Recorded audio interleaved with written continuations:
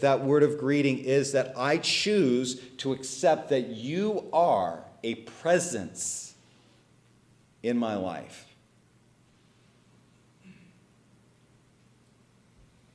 And that is what it means to be seen and to see God. We make that choice that God is a presence in our life. As we go through this journey, we're going to find out that there's a variety of ways that this could come about. We'll probably hear a variety of different Bible verses about how God sees and what he sees. We may think about the fact that, isn't it great that when I'm in a not good situation, he's aware because he's present in it. And that he's also there in good situations that he uplifts.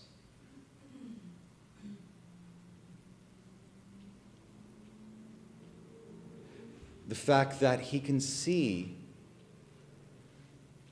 what our joys are and cries with us with our sorrows.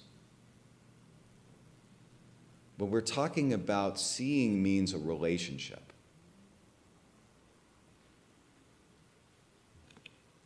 And it means to recognize the fact that we have a familiar relationship, a family relationship with him. James writes something very interesting about whether or not we embrace the way of God.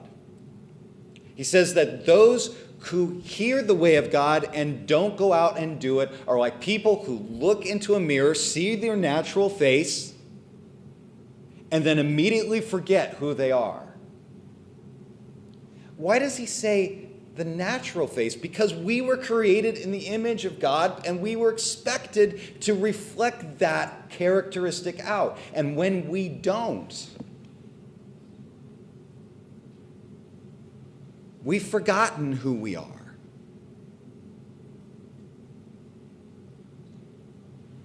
So if we're going to choose this,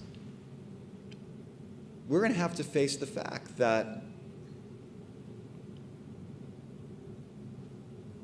I didn't shave very well this morning. By the way, that's a fact. I really didn't shave well this morning. We're going to have to deal with the fact that he sees in you his exact image, doesn't understand when we fail to express his kindness and its compassion and all that. We have to accept that fact that he sees that, and at the same time, he believes that we have that capacity to be as kind as he ever was. That is actually the great miracle of his sight. It means that we're going to choose to go that deep into that relationship. One of my favorite passages about Jesus calling the disciples is that there was one, I think his name was Nathanael, sitting under a tree. Someone comes up to him and says, hey, we found the Messiah. We should go see him. Where's he from? Nazareth. Yeah, that doesn't make any sense. But, I'll go with you, find out what's going on. Goes, and Jesus says, look, a person of which there is no guile. How do you know that? Well, I saw you under the tree. Oh my God, you have to be the Son of God. You saw me under a tree. And Jesus is like, that impresses you? Be impressed. Not just because that God sees you in a particular moment. Be impressed that God sees you. Who you are. And sees the joy and the blemishes. And he's still willing to look at you. Be impressed by that.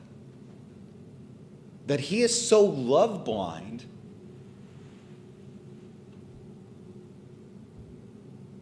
that even when we mess up,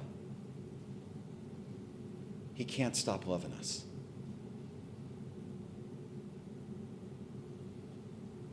That's what it means to choose the relationship of him seeing us and we seeing him.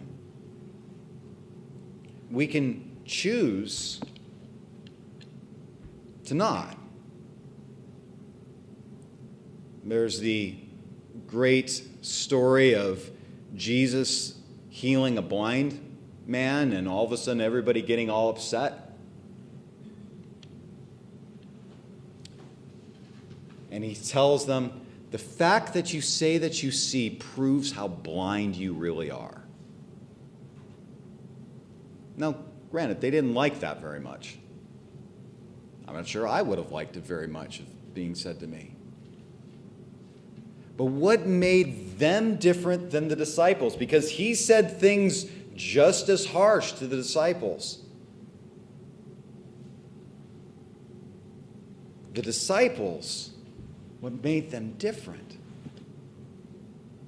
was that even if he critiqued them, even if he pointed them to something different, even if he pointed them to something better, is that they knew he loved them, and they knew there was no better place for them to be, because no one had the potential of opening up their potential.